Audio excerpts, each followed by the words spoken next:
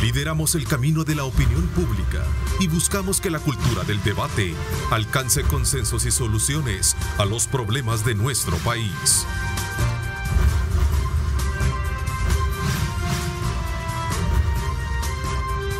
Diálogo con Ernesto López. Hola, ¿qué tal? ¿Cómo están? Qué placer enorme, como siempre, estar con ustedes a esta hora de la mañana. Son las 6 de la mañana con 32 minutos.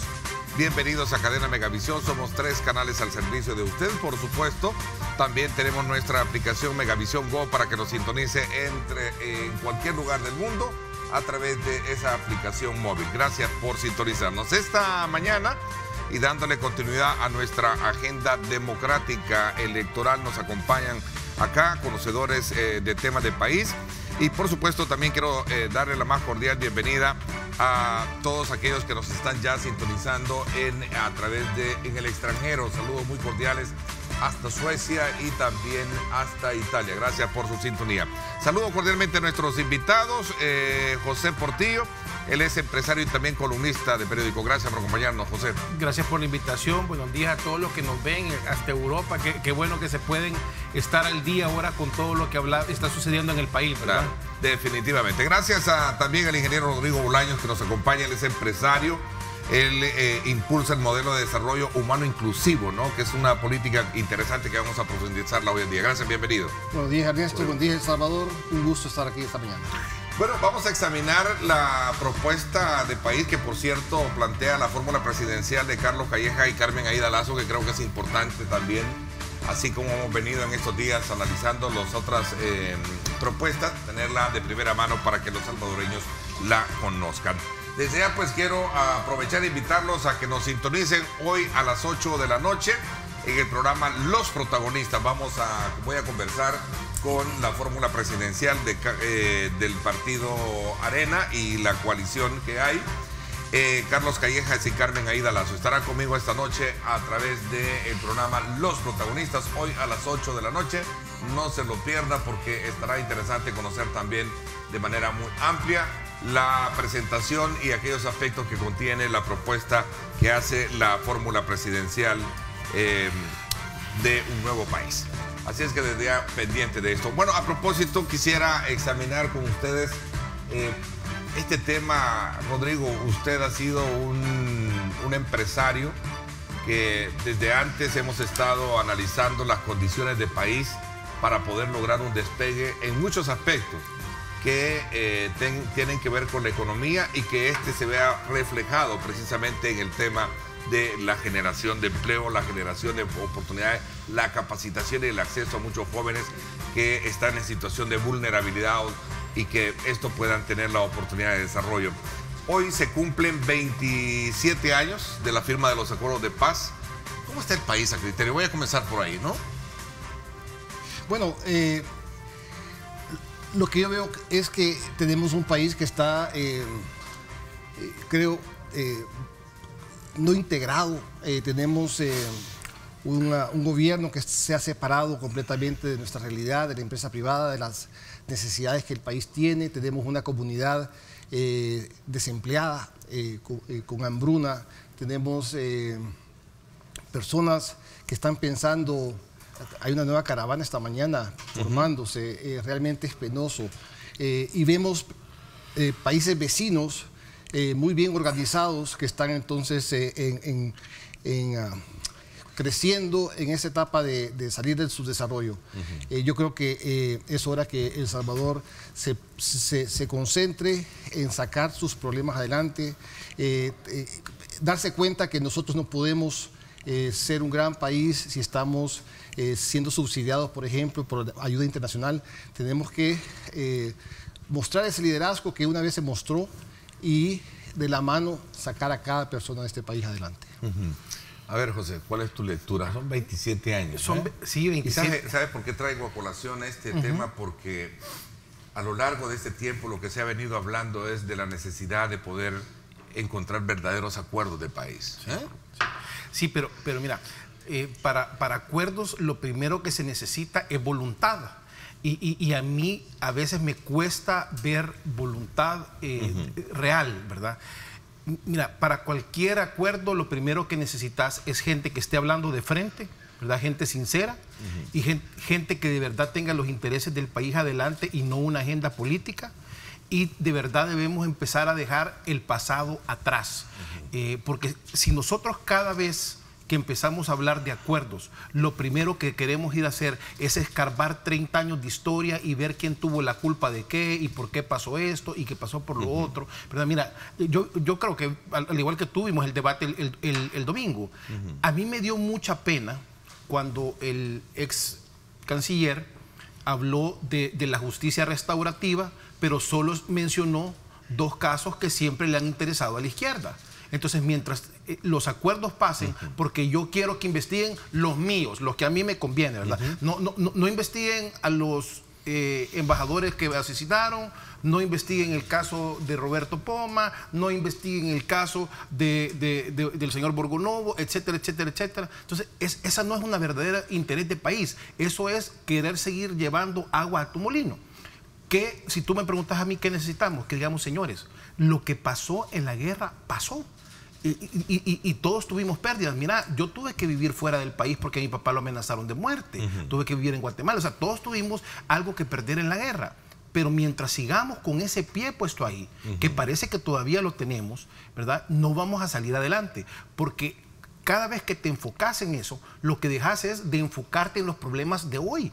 Y mira, ahorita tenemos muchachos que nos están viendo en la televisión posiblemente, que tienen 20, 21 años, que ni siquiera habían sido planificados cuando firmamos la paz. Entonces, a ese muchacho de 21 años, que hoy no tiene trabajo, que está en la universidad, que tal vez le está tratando de ayudar a su mamá a salir adelante con un negocio familiar o qué sé yo, qué situación, ¿qué le puede interesar que estemos dándole vuelta a un caso de hace 40 años? Lo más seguro que ese muchacho va a decir, señores, los problemas son hoy. Claro. Yo no tengo trabajo, ¿verdad?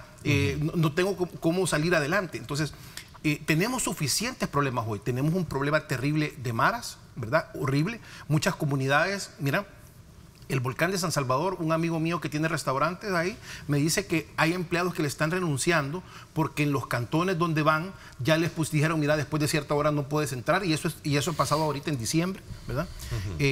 Tenemos problemas de salud. Los ciudadanos que van al sistema de salud pública reportan que no hay medicinas. Yo soy sincero, yo nunca he ido al sistema público, pero ver los reportes, ¿verdad? Seguridad. Todos tenemos que pagar seguridad privada, los que podemos, pues obviamente, en nuestras residencias para estar seguros.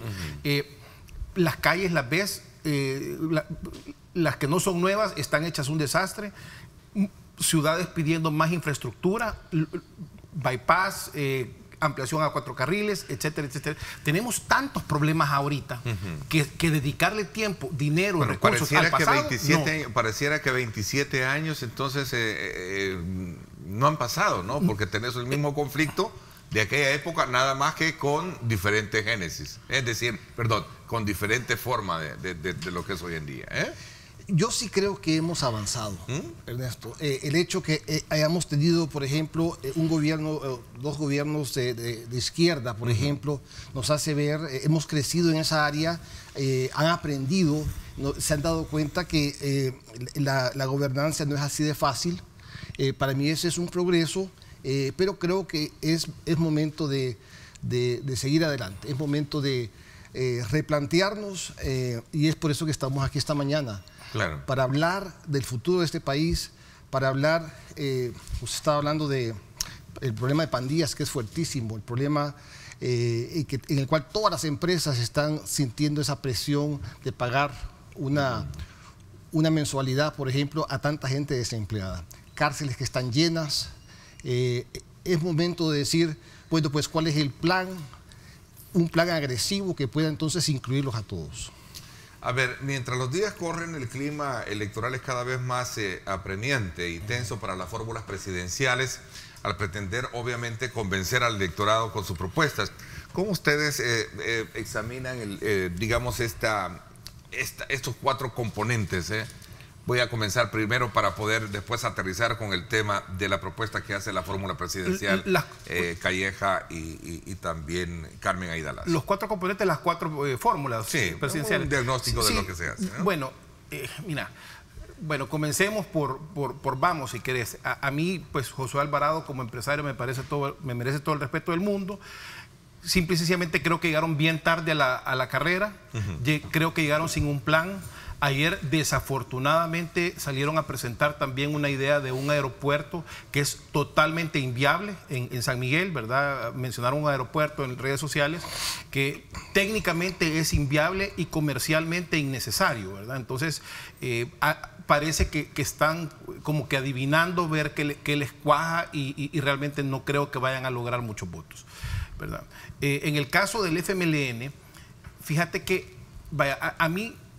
Hugo Martínez, debo decir que es el candidato mejor que pudo plantear el FMLN a mi gusto, pero sí pasa dos cosas. Uno, yo nunca he escuchado a Hugo Martínez pronunciarse contundentemente contra las dictaduras de Nicaragua y Venezuela. Y a cualquier persona amante de la libertad y que la empresa privada, que es la generadora de los trabajos, somos amantes de la libre empresa, eso nos hace demasiado ruido. Entonces, cualquier otro plan siempre va a ser superado por una persona que no estamos seguros qué tanto cree en la democracia. Porque... digamos, los chavistas llegaron por la vía democrática y Ortega llegó por la vía democrática y ya sabemos en dónde estamos ahorita con eso. Entonces, yo creo que para de verdad que Hugo tenga más credibilidad, tiene que fijar una posición y vimos que el presidente fue a felicitar a Maduro, ¿verdad? Cuando el mundo entero lo está condenando. En el caso de Ghana, pues para mi gusto es toda una gran mentira, ¿verdad? Podemos hacer un recorrido histórico desde su paso por Nuevo Cuscatlán, donde ofreció algo de $1.000 millones que nunca sucedió, una inversión de $1.000 millones que nunca sucedió, con hospital, con centro comercial, y nada de eso pasó. Y lo que vimos el domingo en la noche fue que nos mintió a la cara. Nos trató de vender la idea de que eran vivo y no eran vivo. Entonces uno tiene que subir el estándar de la persona que querés como presidente. Y esas son muy malas señales, rodeado de gente que realmente no me merece, digamos, admiración a nivel profesional. Entonces no veo yo cómo ese equipo pudiera gobernar bien el país. Ahora, yéndonos a Carlos Calleja, fíjate que a mí se me juntan dos cosas ahí. Uno, un tipo... Que lo conocí profesionalmente, ¿verdad? Que sé sus capacidades, que viene de manejar temas grandes, ¿verdad? Porque es una empresa muy grande en la que él trabajaba, que es la empresa de su familia.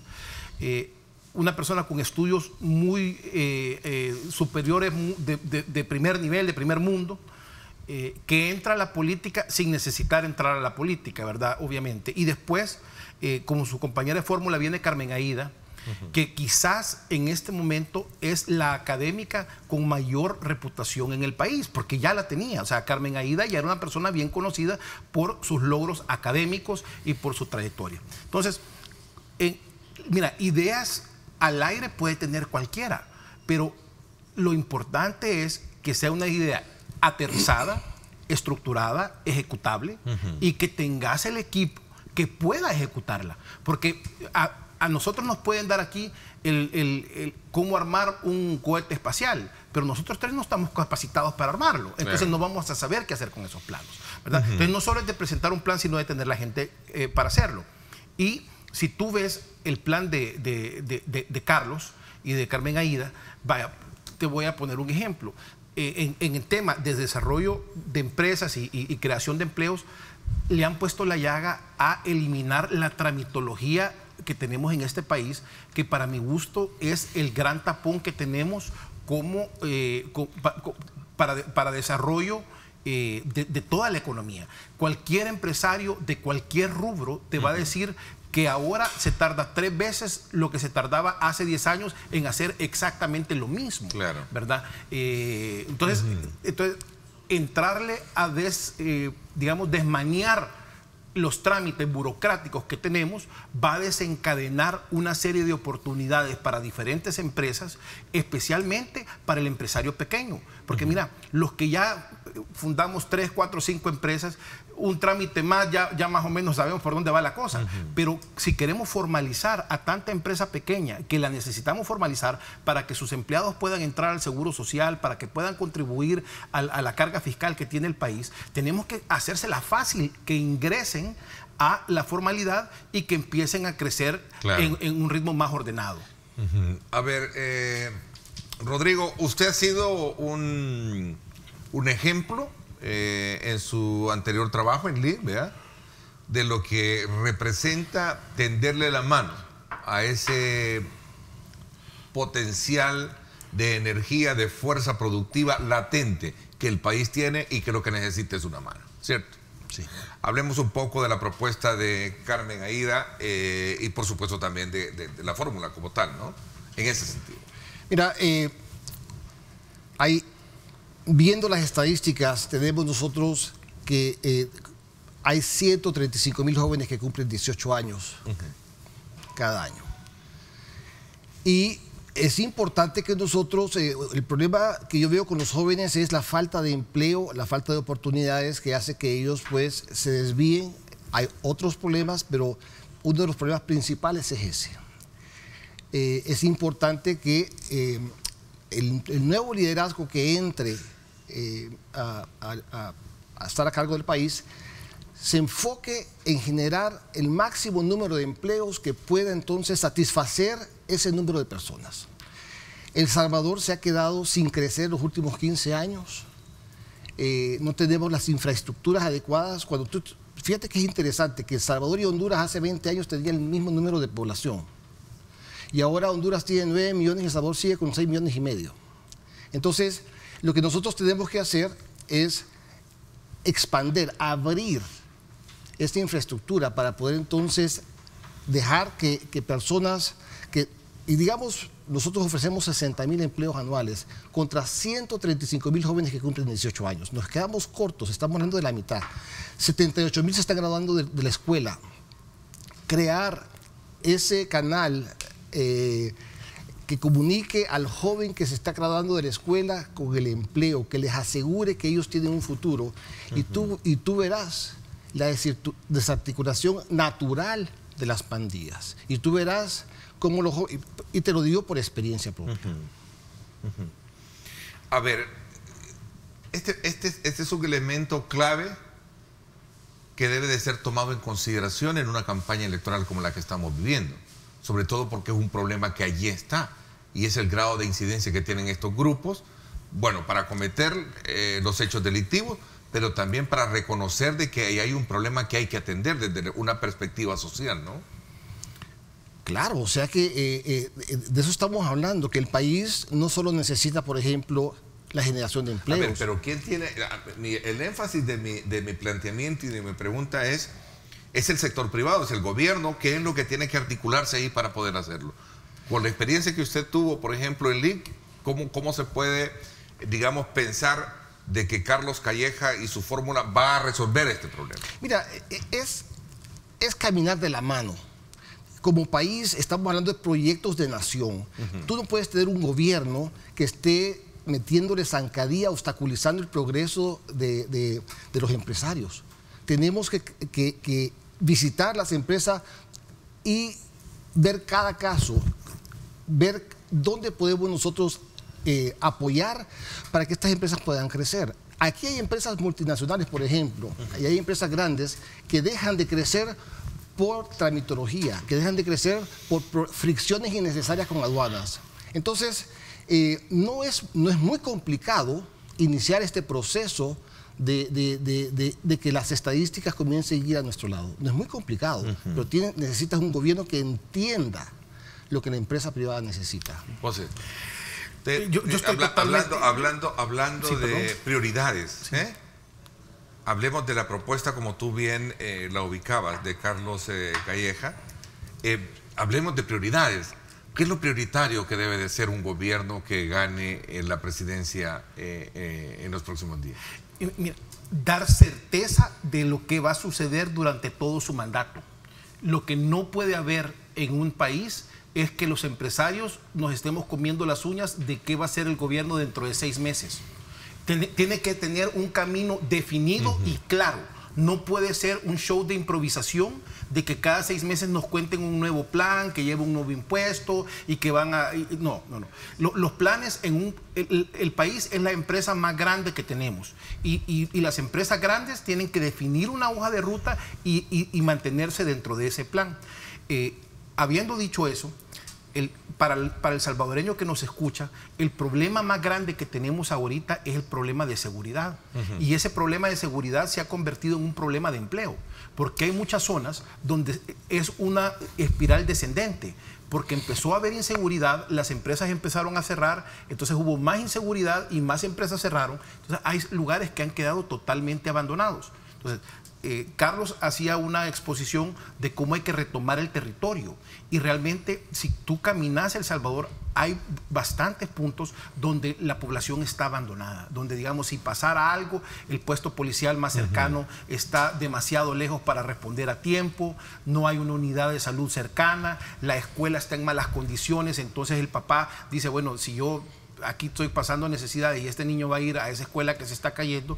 Mira, en la finca conmigo trabajaba un muchacho que me contaba que su hijo estudiaba en una clase, en una escuela, donde habían 3 clases que se impartían en el mismo salón por el mismo maestro. Yo le digo, mire, pero ¿cómo eso es posible que 3 grados diferentes vayan al mismo grado? Sí, fíjese que en cada pared tienen una pizarra. Entonces hay unos niños volteando a ver para esta pared, unos niños para esta y otros niños para otra, y el profesor va caminando, entonces le pone tarea. Eso es inaceptable. Entonces ahí es donde le abriste el portón grande a las estructuras criminales para presentarse como el gobierno local válido al cual apegarse. Entonces, primero hay que definir claramente la hoja de ruta, después intervenir estos lugares. Recuperar Estado, la famosa discusión que hay hoy en día, recuperar Estado, hacer que el Estado llegue y esté presente. Y se mantenga. No batidas como hacen, ¿verdad? Que llegan y ponen a todo el mundo boca abajo y se olvidan después 90 días del lugar. Y por último, es resolver el tema que mencionaba Rodrigo de los trámites. Te voy a poner un ejemplo. Si alguien es un exportador, bueno, hay que devolverle el IVA a tiempo, porque les empiezan a retener IVA y eso empieza a ahogar las empresas y cada empresa tiene un factor diferente que le apriete el zapato y ahí es donde necesitas un gobierno cercano y un gobierno conformado por empresas que sí entiendan la empresa privada. Que en ese sentido, no sé si me equivoco o lo ignoro, pero yo no he escuchado una propuesta en ese énfasis que vaya encaminada, por ejemplo, a exigirle a aquel proveedor, llámese el Estado, ¿no?, para que pueda cancelarle a la pequeña, mediana y microempresa a tiempo. Mira, los tres, porque ese es uno de los grandes problemas que estos héroes anónimos, y los llamo así, porque son héroes anónimos. Aquí el sector de la micro, pequeña y mediana empresa son héroes anónimos, son los que sufren el mayor embalte de lo que representa hoy en día el costo de la energía, el costo de la producción y el costo de la seguridad. Y solo te hago ver algo. No recuerdo quién hizo una propuesta precisamente. Hay que examinar bien ese tema, porque mira lo que sucede. Y en Guatemala la CICIG estaba viendo algunos de esos casos, desafortunadamente del lado correcto de la óptica. Viene y le empiezan a trazar a un proveedor y de repente le deben, no sé, digamos un proveedor mediano le deben $500,000. Entonces de repente le llega un señor y le toca la puerta y le dice, ¿verdad que a usted le deben $500,000? Sí, bueno, mire, a mí si me da un 15% de eso, yo veo que le saquen su chequecito rápido.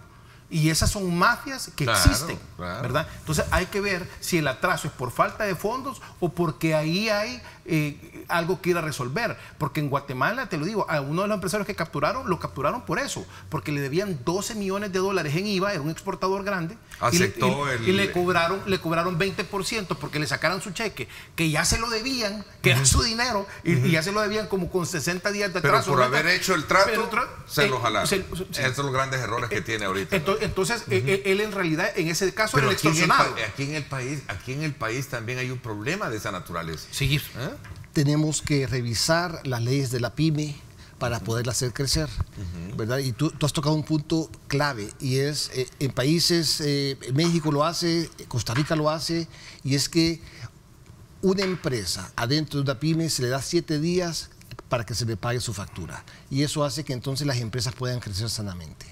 bien importante. Pero hay varios puntos que me gustaría tocar en lo que respecta a prioridades.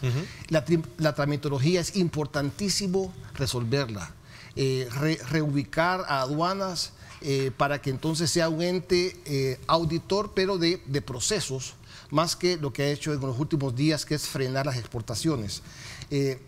Revisar los incentivos para poder ser competitivo en las áreas de zonas francas, importantísimo. Pero una cosa que es importante, Ernesto, es que tuvimos hace menos de un año una situación de Nicaragua, y vinieron muchos inversionistas a El Salvador, y nosotros no teníamos infraestructura, no teníamos zonas francas, espacios listos para poder recibir todas esas empresas. Y entonces se fueron para Honduras. Honduras creció, el año pasado creció más de 50.000 empleos. Nosotros tenemos que abrir esa infraestructura, crear tal vez nuevas fórmulas para poder entonces abrir las nuevas zonas francas. En la parte de Oriente no tenemos ni una. Tenemos una, pero no está muy bien ubicada, pero sí, podríamos nosotros trabajar en esa área, y hay que hacerlo. Iniciar el proceso de crear los espacios para que puedan venir las empresas. Y por último, revisar Proesa. Proesa es el brazo promotor y está realmente estancado, está ahí esquinado. Tiene gente todavía buena, pero tenemos que entonces reorientarla. Mira, por ejemplo, estaba revisando, comparando El Salvador con Costa Rica. Solo, por ejemplo, en personal, Costa Rica tiene, entre CINDE y Procomer, tiene 350 empleados. Nosotros tenemos 73 y están con un liderazgo no adecuado. Tenemos el presupuesto de Proesa es de 3.1 millones, cuando en Costa Rica es de 23 millones de dólares. Entonces, ¿qué sucede? Que entonces nuestro brazo promotor no funciona. Entonces tenemos que enfocarnos de esa manera. Bueno, aquí hay un problema fiscal que también hay que examinarlo. A ver, hay componentes, digamos, de necesidad urgente que deben ser tratados, pero también hay que ver cómo está el país en esa materia, en la parte fiscal. Sí. Voy a hacer una pausa y regreso contigo para que podamos abordar en este tema. A usted, gracias por estar con nosotros. El mejor balance de opinión, el debate de altura, los diferentes puntos de vista que concuerdan, que coinciden, que se distancian, usted los tiene hoy a las 6 de la tarde en el programa En Directo con Ernesto López Radio, donde tenemos nuestro análisis semanal. También a las 8 de la noche tenemos Los Protagonistas, Tu Voto 2019.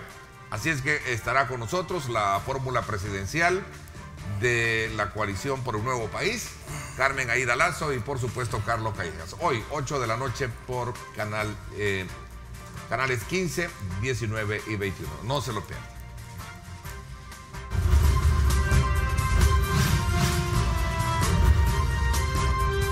Diálogo con Ernesto López. Este es el informe del tráfico desde el Megadrón. Gracias a Seguros del Pacífico. Seguros del Pacífico te ofrece full cover y cero deducible en tu seguro de vehículo. Para más información, llama al 2283-0800 o contacte a su asesor de seguros.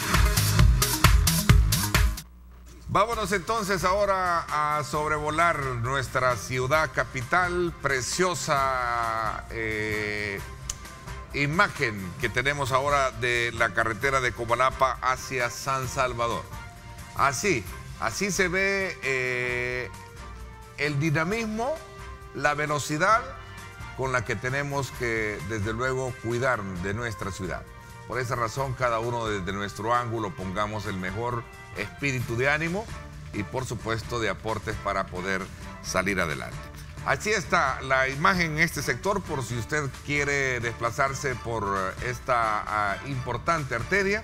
Estamos desde luego hacia el Monumento Cristo de la Paz, para que usted pueda tomar a bien esta imagen si piensa salir por este importante sector de la carretera de Comalapa hacia San Salvador.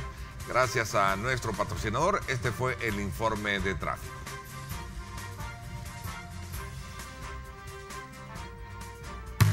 Este es el informe del tráfico desde el Megadrón. Gracias a Seguros del Pacífico. Seguros del Pacífico te ofrece full cover y cero deducible en tu seguro de vehículo.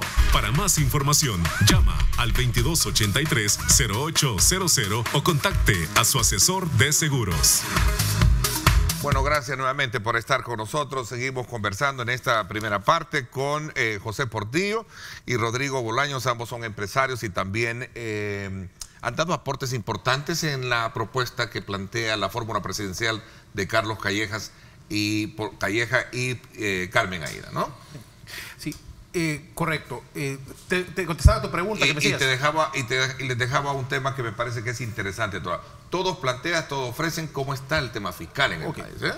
Mira, como cualquier cosa que se administra, uno primero tiene que ver exactamente cuánto entra y de ahí definir prioridades, ¿verdad? Desafortunadamente, esa no ha sido la mística de los gobiernos que venimos teniendo. Te pongo un ejemplo. Seguro médico.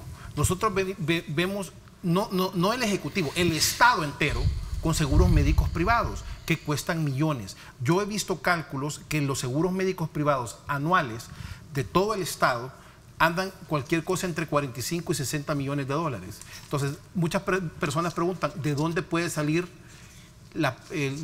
para el gasto médico? Bueno, ahí tenemos los primeros 45 o 60 millones si hacemos un acuerdo entre todas las fuerzas políticas del país y dicen, bueno, señores, miren, se acaban los seguros médicos privados y ahorita ese dinero se le inyecta al seguro social, se le inyecta al sistema de salud público y vamos mejorando las cosas.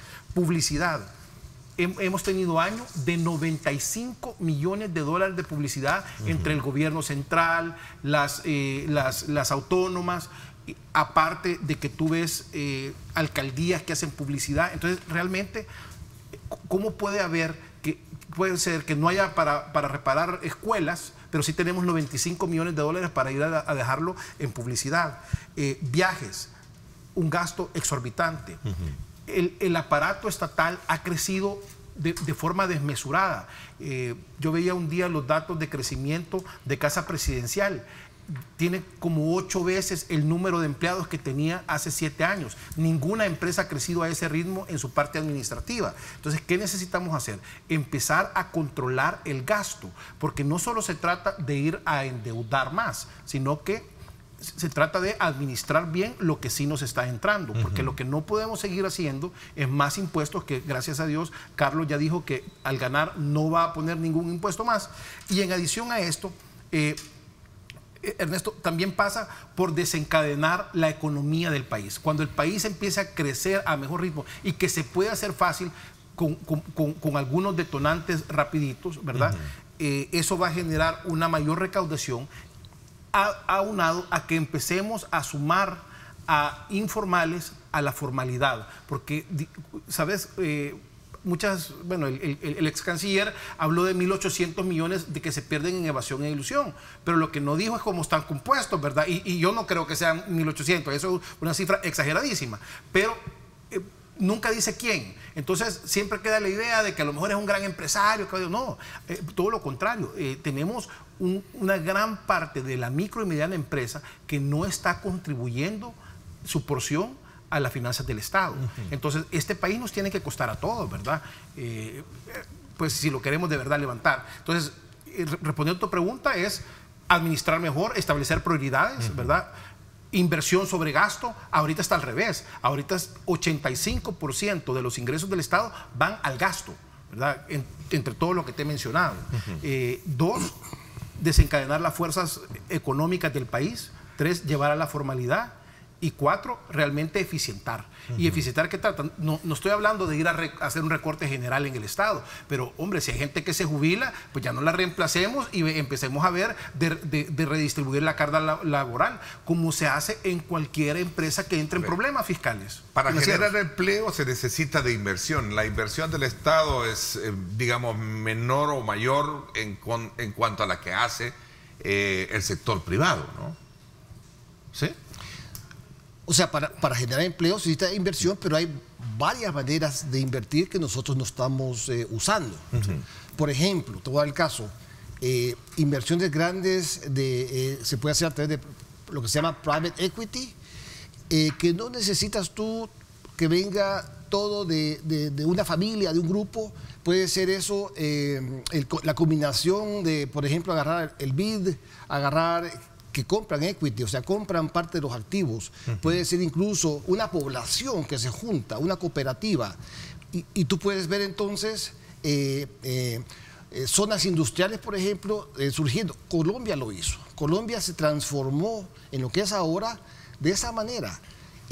Inversión que es...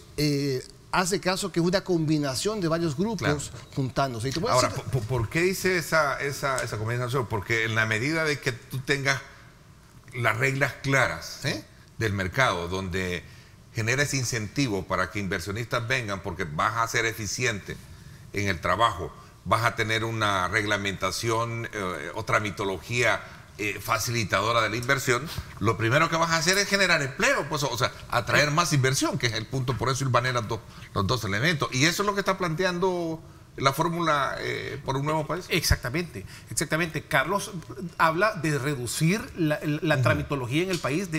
Estamos hablando de que podemos llegar al nivel de Costa Rica. Costa Rica en 3 horas en línea ya tenés formada una empresa. Entonces podemos hacerlo. O sea, hay pasos importantes. En Panamá en 3 días, desde aquí podés formar una empresa en Panamá en 3 días. Ese era el énfasis de mi pregunta. El Salvador puede salir adelante si tienes un gobierno afín, entendiendo lo que estamos hablando. Y es ser un facilitador del desarrollo.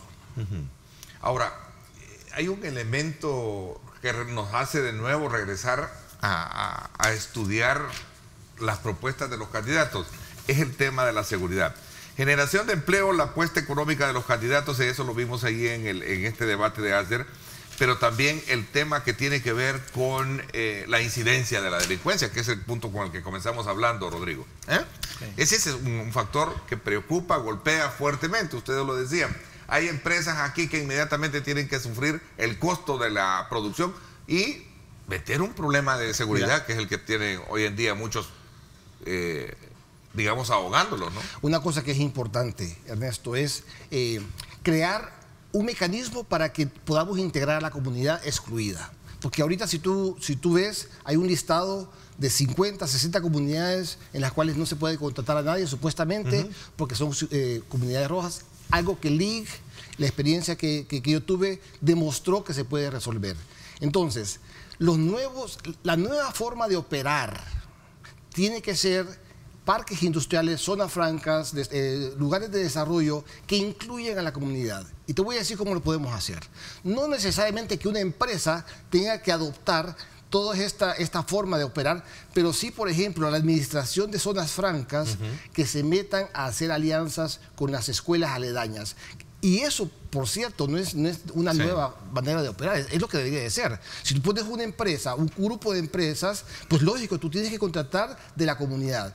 Si tú logras formalizar esa manera de operar en el cual a todo joven que salga de bachiller se le garantice el empleo, y después, pero que estudie de noche la universidad, tú tienes un país pujante y yo te aseguro que baja a los niveles más bajos que hemos visto en la historia de este país. Ahora, la fórmula Calleja y de Carmen Aída proponen 300.000 empleos. ¿Es real crear eso? Definitivamente. Mira, agarra Estados Unidos. No es porque estamos en campaña electoral, no, escuchar por favor. de esa naturaleza. Mira, que así fuera, pues bienvenido. Este país necesita empleo. Tú agarras Estados Unidos. Estados Unidos ya no es un país productor.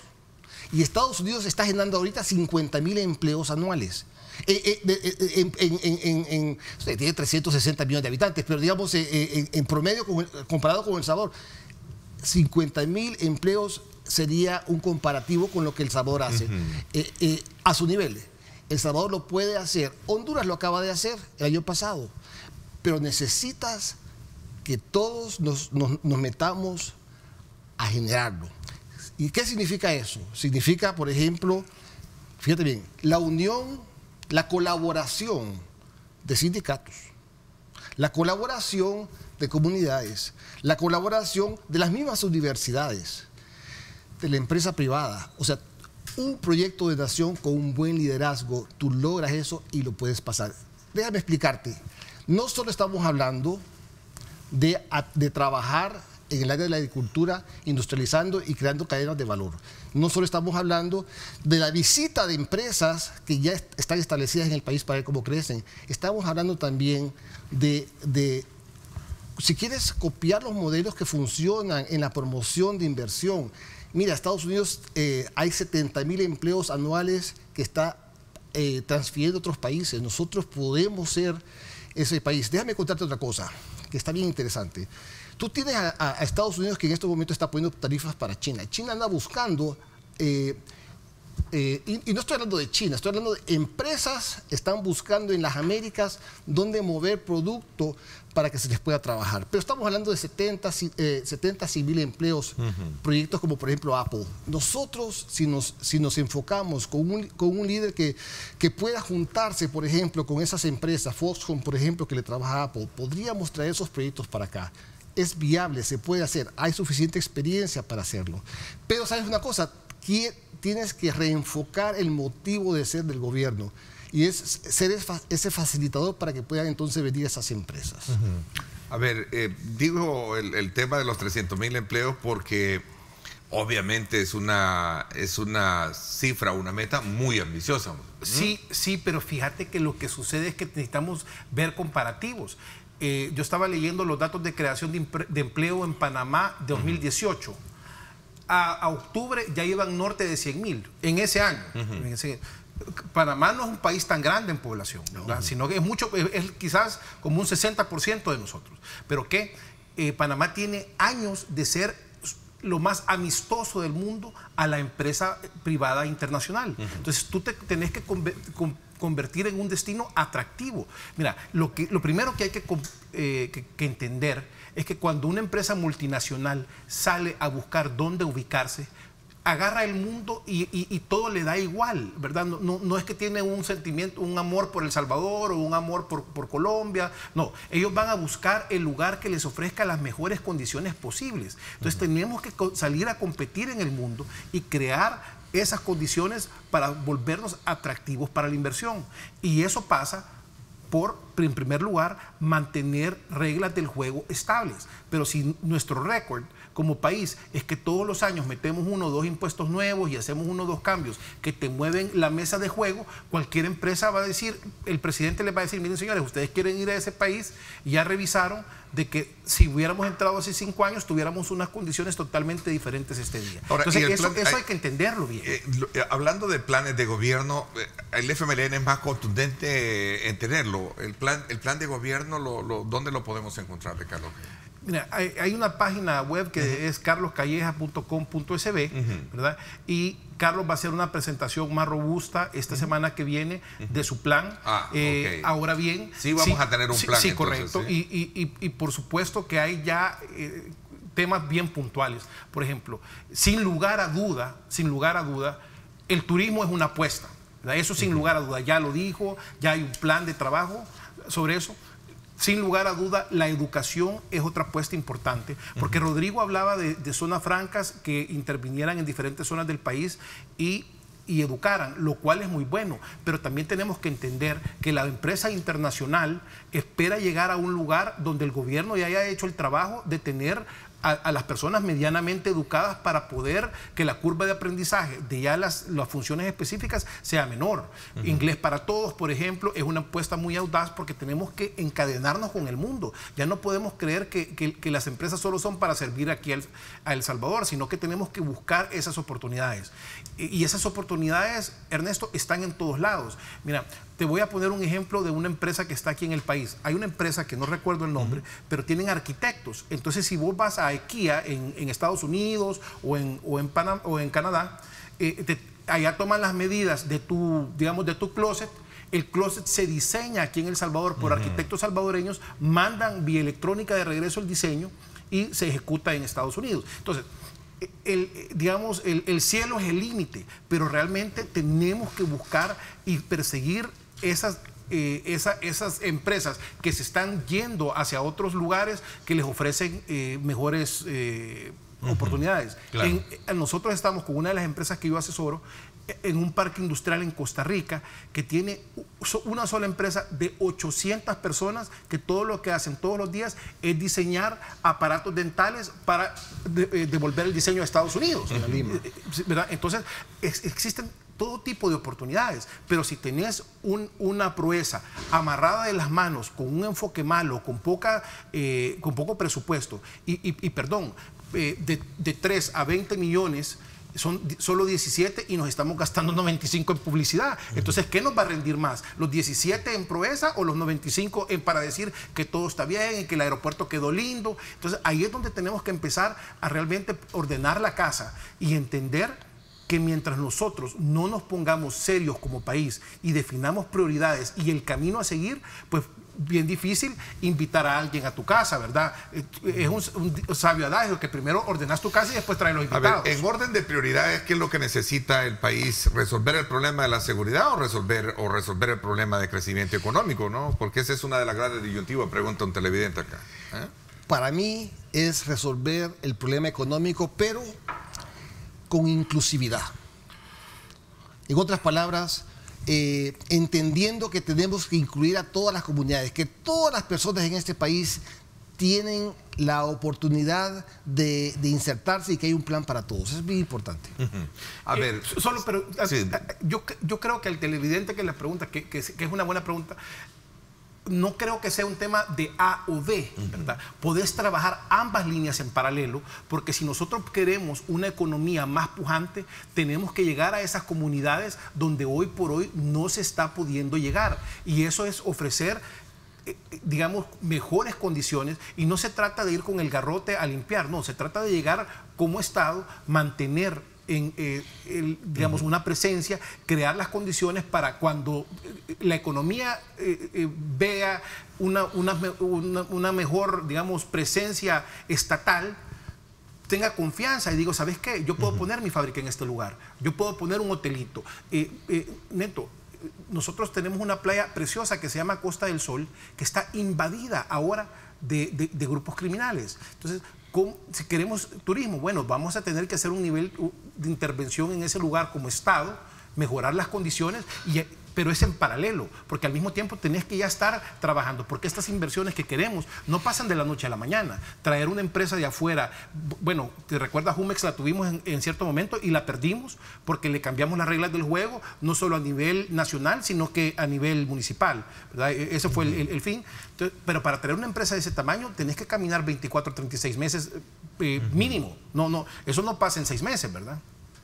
A ver, tú tocas un tema que tiene que ver ya en los últimos minutos de este programa, de esta primera parte del programa, que tiene que ver con la generación de empleo, con la generación de esa dinámica de país, y es el tema del turismo.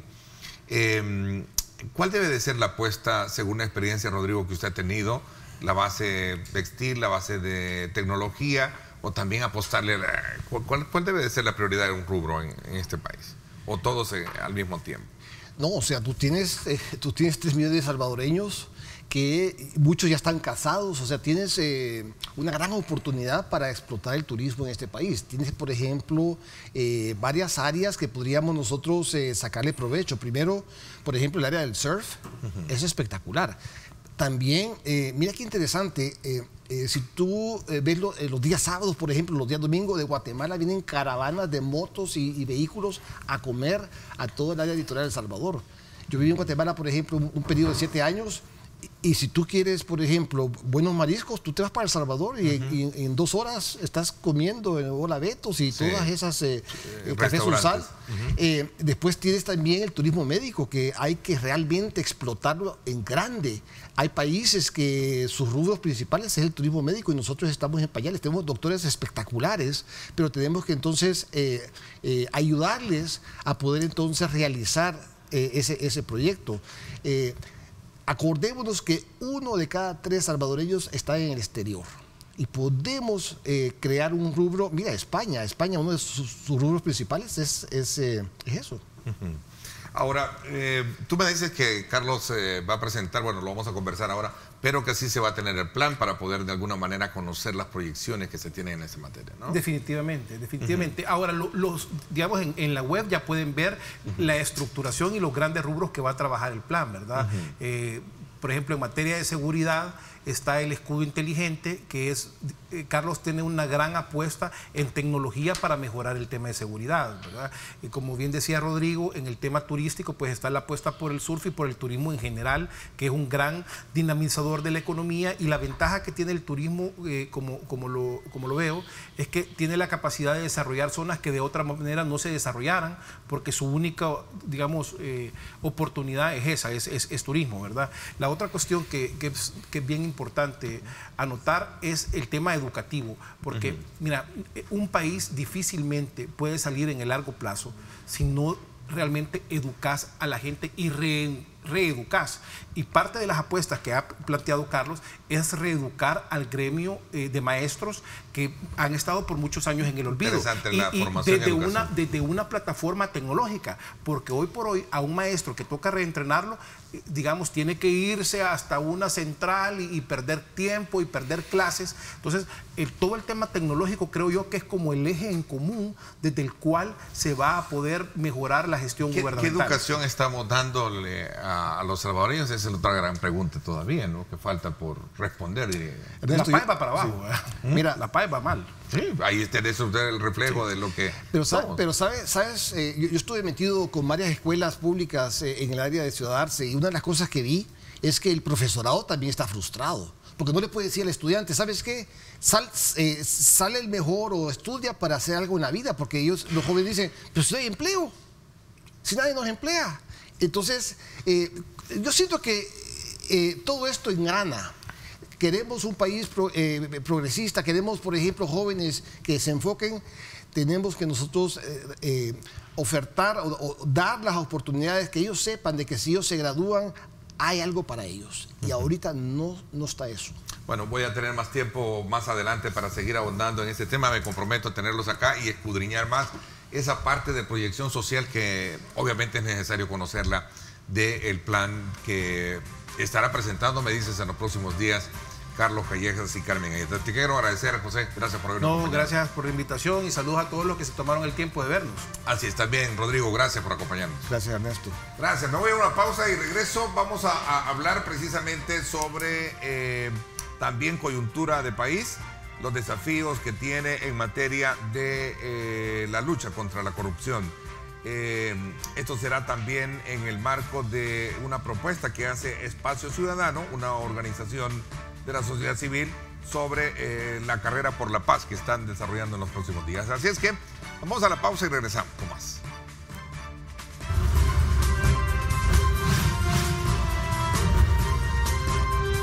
Diálogo con Ernesto López.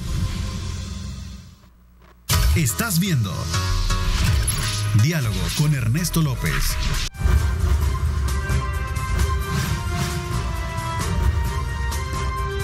Diálogo con Ernesto López.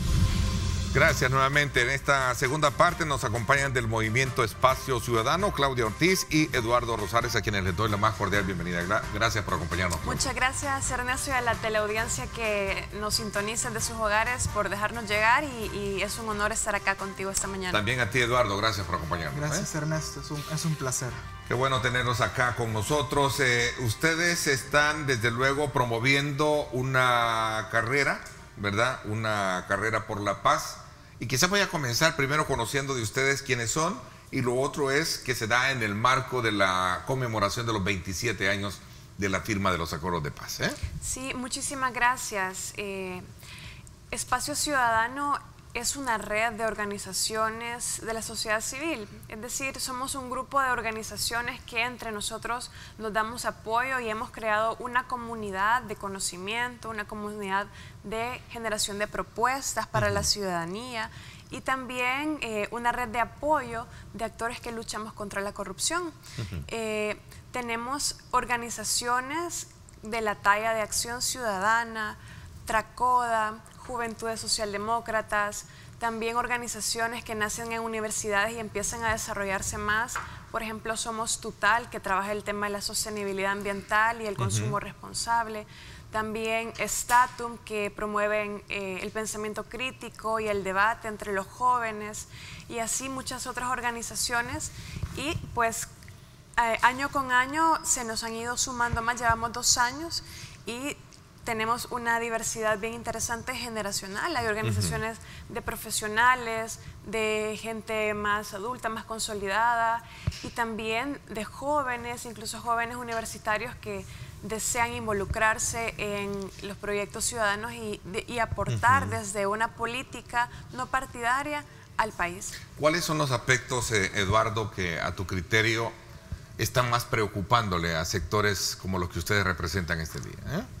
Uno de los principales pilares es la lucha frontal contra la corrupción. En los últimos años hemos visto cómo los escándalos y algunos casos de corrupción han estallado. Y eso ha hecho que la ciudadanía, que los salvadoreños se vayan ausentando en los procesos electorales. Imagínate que, según datos del TCE, en las últimas elecciones legislativas y municipales participaron un 46.9%. Y en 2015 habían participado 48.23%. Sí, a la baja, ¿no? Estamos a una tendencia a la baja. ¿Tú crees que golpea fuertemente, digamos, esa motivación, el hecho de saber de cómo se está administrando en los últimos años? Porque hay que hablar de los últimos años, claro, o las últimas décadas, más que de años. Yo creo que hay que hablar de décadas. Sí. Que ahí están a la vuelta de la esquina aquellos casos que contemplan lamentablemente el tema de la corrupción. Creo que el empoderamiento, es decir, ahora estamos teniendo una ciudadanía más crítica a través de diferentes recursos y fomentando la participación ciudadana. Es decir, antes solo se ejercía a través del sufragio, ahora tenemos mecanismos como la Ley de Acceso a la Información Pública que están haciendo una ciudadanía más crítica y que ya no se contenta con propuestas demagogas o populistas, sino que realmente quieren soluciones concretas. Y algo que hemos visto en este periodo electoral es que no hay medidas concretas o propuestas concretas y viables en tema de lucha contra la corrupción, ni mucho menos en otras ramas como seguridad, creación de empleos. No responden la pregunta más importante: ¿cuánto cuesta y cómo lo van a hacer? La población salvadoreña está sedienta de tener una solución a los problemas que le afectan directamente, y esto ya no es programas sociales que duren 5 años, que bajo un enfoque de multiplicar a los pobres, sino que la razón de un programa social es: yo te empodero, te doy acceso a recursos, al cabo de un cierto tiempo tú sales de ese círculo y traigo otra persona. Interesante tu análisis. A ver, de igual forma, Claudia, ¿ustedes creen que hoy en día, reconociendo que tenemos un espacio electoral, momento coyuntural, es propicio para poder ver, digamos, los cánones que podrían marcar la pauta de los próximos años en esta materia de la lucha contra la corrupción? Contra la corrupción, sí, Ernesto. De hecho, hay grandes temas. ¿Les satisface a ustedes lo que tienen, digamos, como propuesta de los candidatos? Bueno, todos dicen que van a combatir la corrupción. Sí, es que es un tema que ningún candidato ahora puede darse el lujo de no tocar en su campaña, porque hemos tenido 2 escándalos muy lamentables de gran corrupción al nivel más alto del Estado, de las 2 últimas administraciones, que han desfalcado más de $600 millones. Bueno, han sido 3 escándalos fuertes. Tenés el de Francisco Flores y tenés los... Sí, sumás, además. Yo haciendo un poquito, no tan atrás, pero realmente sí. Tenés 3 escándalos fuertes. La oferta realmente todavía es muy tímida, y por diferentes razones los candidatos no logran o no tienen el margen político o la voluntad política de poner sobre la mesa ciertos temas. Nosotros tenemos un menú de temas que creemos que deberían estar colocados en la palestra pública y que deberían estar en un debate nacional bien serio sobre esto.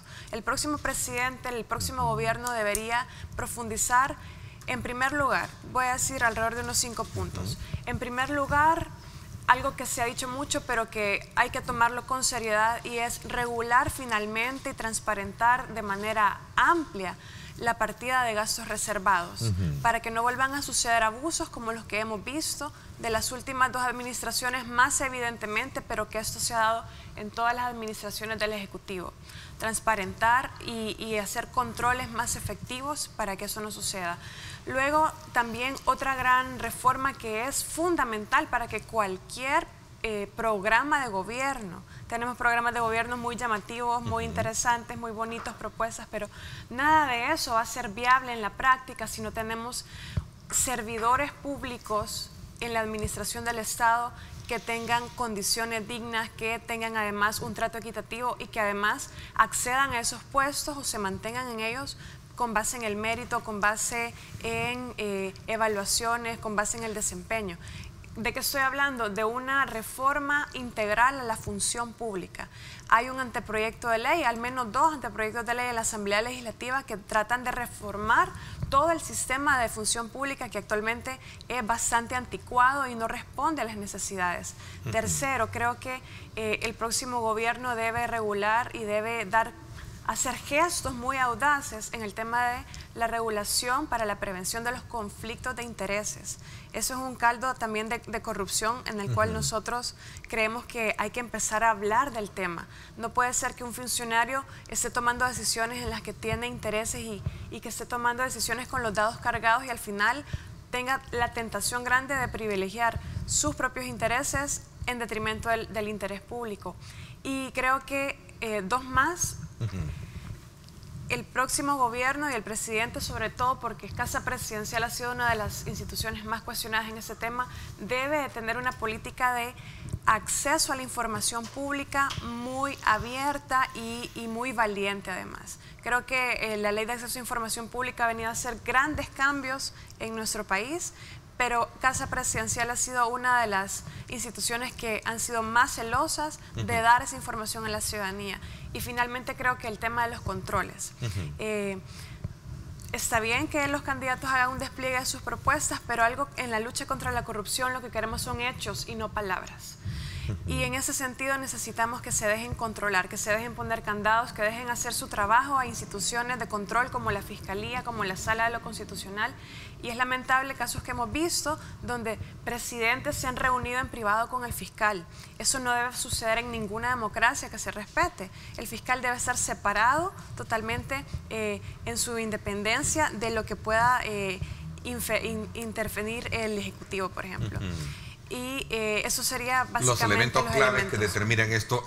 El caso Eduardo de Guatemala, y colocándolo un poco sobre la agenda, el único de los candidatos presidenciales, Nayib Bukele, es el que propone crear, bajo ese énfasis de controlar la corrupción pública, el tema de unas CICIES. ¿Qué piensan ustedes al respecto? Es un tema un poco complicado a la hora de escuchar hablar de una lucha frontal contra la corrupción, cuando precisamente estos candidatos, el apellido, es decir, los partidos, han sido señalados, sobre todo las 2 principales fuerzas, el partido de gobierno, en el caso de el primer presidente del FMLN, que se encuentra asilado en Nicaragua, y el día de ayer se condenó a prisión al expresidente de CEL, y luego también los otros casos que tiene Arena, de Francisco Flores, de Tony Saca, y claramente la supuesta vinculación del partido Gana con Elías Antonio Saca. Entonces vemos cómo se están vinculando. Entonces es difícil poder tomar en serio las propuestas. Sí, ¿tú crees que no es seria la propuesta de Bukele en ese sentido? Aunque cabe resaltar, y perdón un poco porque estoy resaltando este tema de la lucha contra la corrupción, él decía de que iba a nombrar, si ganaba la presidencia, a un comisionado contra la corrupción, y lo iba a escoger de la oposición para que fueran esto lo que concretamente es una propuesta que le escuché de él decir en este plan Cucatlán, ¿no? Mira, realmente, antes de responder a eso, quisiera decir lo siguiente. Ya para este periodo, digamos, ya no las instituciones de control ya no van a funcionar como antes. Es decir, ya no tenemos una sala de lo constitucional tan activa como la que teníamos antes, claro, con sus aciertos y sus desaciertos. Un cambio en la fiscalía que también con sus aciertos y sus desaciertos.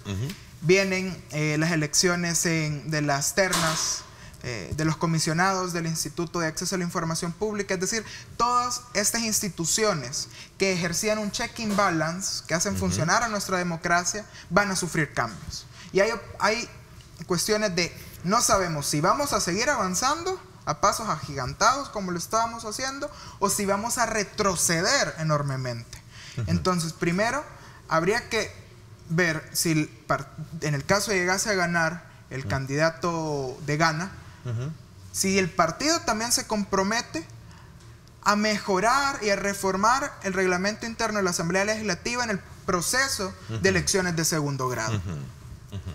¿Y por qué es difícil creer eso? Porque en la elección del fiscal pasado, un fiscal que ha sido donante de arena, que ha estado cercano al partido. Entonces, el Consorcio por la Transparencia presentó hace algunos meses una propuesta de reforma al Real. Ningún partido le prestó atención.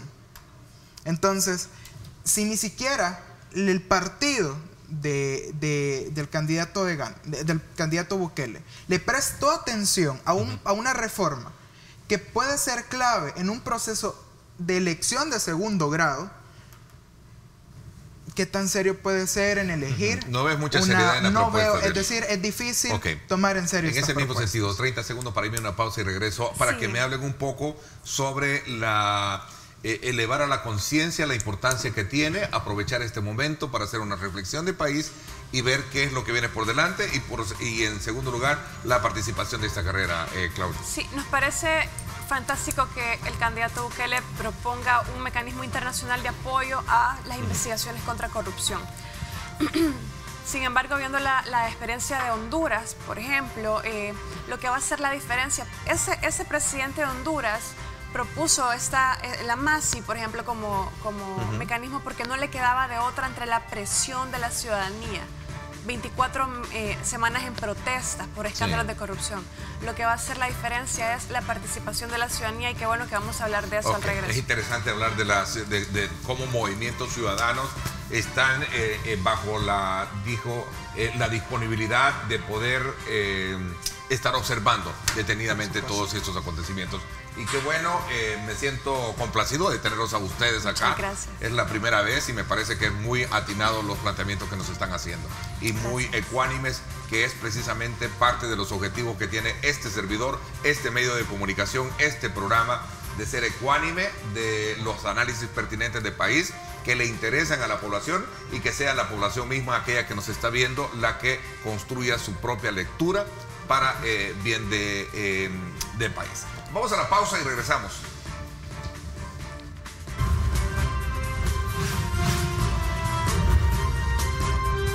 Diálogo con Ernesto López. El futuro es imaginar, es pensar en grande. Prepárate hoy, estudia en la UFG y amplía tus oportunidades. UFG, tecnología, innovación y calidad. Bueno, gracias nuevamente por estar con nosotros. Voy a presentarles a ustedes esta imagen que nos hace llegar equipos de periodísticos de Telenoticias 21, la caravana de salvadoreños también que parte hacia los Estados Unidos. Comenzaron con pocos y ahora creo que van alrededor de 400 salvadoreños. Este es un cuadro, digamos, un poco triste porque son hermanos salvadoreños que van, desde luego, queriendo huir del país. Así, perdón, un poco el término y la palabra, huir buscando un sueño americano, buscando una mejor forma de vivir.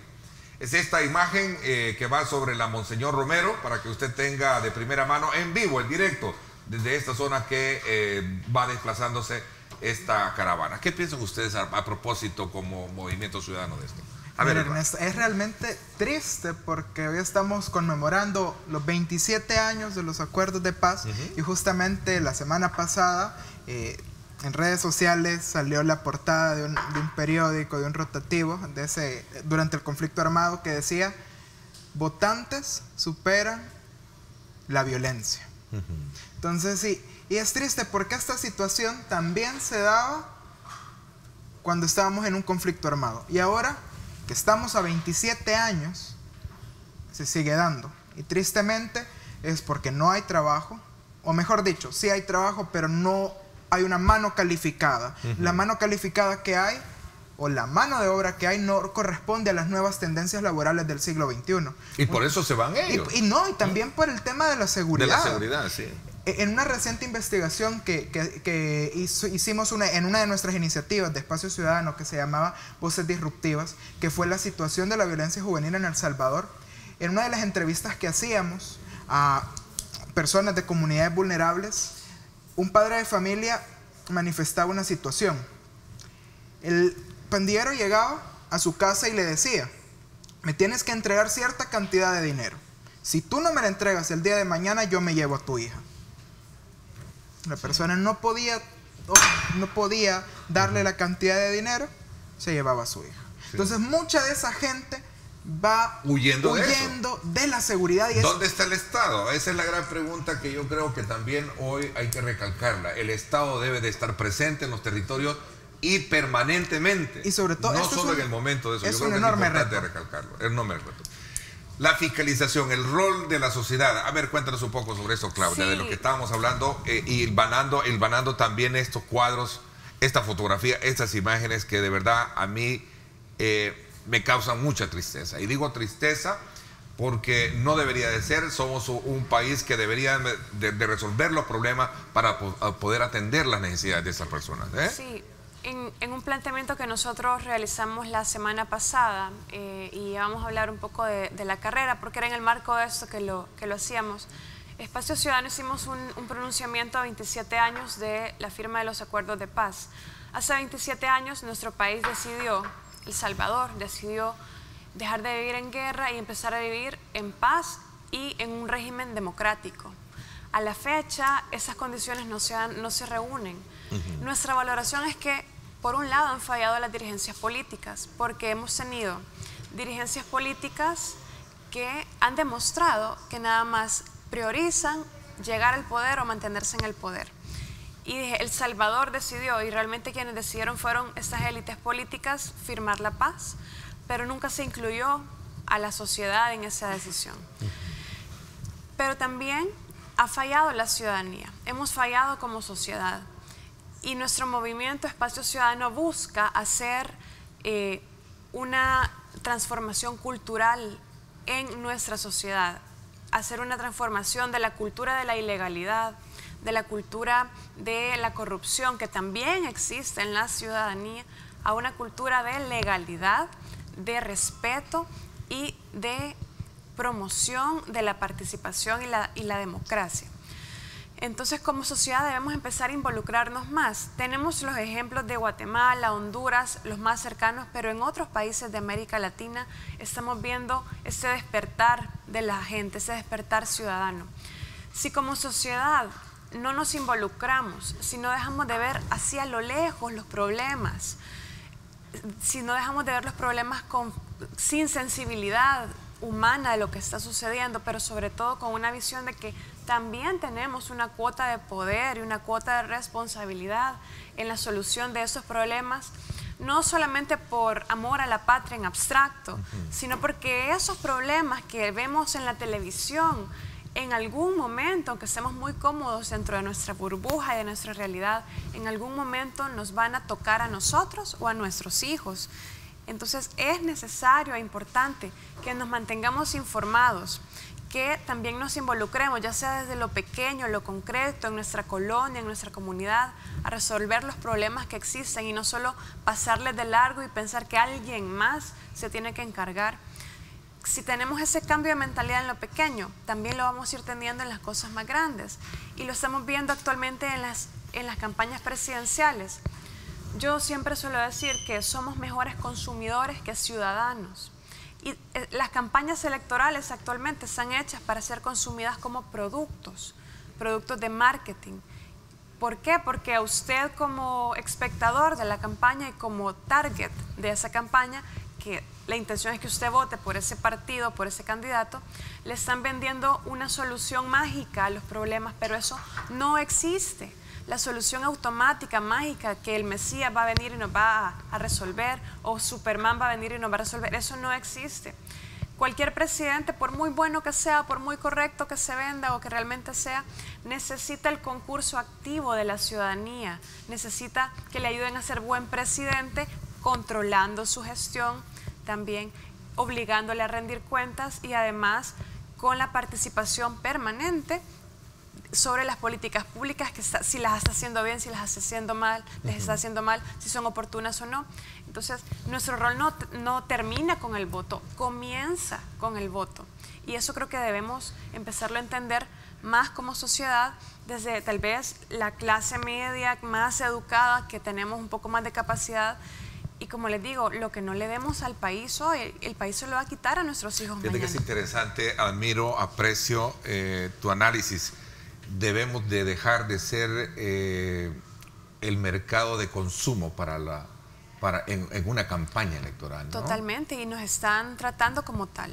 Sí. Nos están tratando como tal. Las propuestas venden un país mágico que va a suceder instantáneo. Esa cultura de la inmediatez no funciona para nada. No funciona en la vida personal de los individuos, tampoco funciona en el sumar colectivo de un país. Entonces no es algo instantáneo que vamos a resolver. Nos están vendiendo que el país va a ser un país desarrollado al cabo de 5 años. Eso no va a suceder. Claudia, yo me voy a comprometer esta mañana contigo, con Eduardo, a traerlos con un tiempo más prudencial. Lastimosamente hubo complicaciones para tenerte más temprano. Sí. Pero voy a comprometerme contigo y otros grupos de jóvenes también que tienen un análisis muy equilibrado, como lo hemos visto esta mañana, para hablar sobre estos temas. Yo creo que eso es lo que necesitamos, un poco abrir nuestra mente y no volvernos ese producto de mercado que lamentablemente, históricamente, así ha sido, ¿no? Sí. De los políticos. Cuéntame un poquito sobre, así brevemente te doy, sobre la marcha, ¿no? Es Marcha por la Paz, 27 años, que este día, por cierto, estamos celebrando, Sí, conmemorando. el próximo domingo 20 de enero vamos a celebrar la segunda edición de la carrera por un país en paz y libre de corrupción. Este domingo 20 hay una carrera por la a las 6:30 am saliendo de Multiplaza. Hay 3 formas de participar. Para no profesionales, 1 kilómetro. Para los profesionales, 5 y 10 kilómetros. Me anoto en el no profesionales, 1 kilómetro. Y pueden adquirir los kits en el Centro Comercial Multiplaza, San Jacques, Juan Valdés y Vice. ¿Qué busca esto, Claudia? Sí, el objetivo es justamente empezar a hacer ese cambio de cultura, que como sociedad tengamos una oportunidad de manifestarnos públicamente, decir, queremos un país en paz y libre de corrupción. Vayamos a la carrera caminata, adquiramos el kit participando competitivamente, pero también si no nos interesa esa parte, podemos ir vestidos de blanco con una camisa blanca para decir yo quiero un país en paz y libre de corrupción, para comenzar como sociedad a manifestarnos y a decir qué tipo de sociedad queremos construir y decirle a estas personas que están queriendo gobernarnos durante los próximos 5 años, miren, la sociedad salvadoreña ha despertado y no los vamos a dejar hacer lo que quieran con lo público, con los recursos del Estado y con las políticas públicas. Interesante, buenísimo, gracias. Te agradezco, Eduardo, gracias, Claudia. Gracias, Ernesto. Desde luego me voy a la pausa, perdón, no, nos vamos ya a concluir nuestro programa. Los espero en radio hoy, el análisis político de los días miércoles en Ernesto López Radio. 6 de la tarde los espero con Astrid Hablo. Gracias, pásenla bien y como siempre recuerden lo más importante, amar a Dios sobre todas las cosas. Lideramos el camino de la opinión pública y buscamos que la cultura del debate alcance consensos y soluciones a los problemas de nuestro país.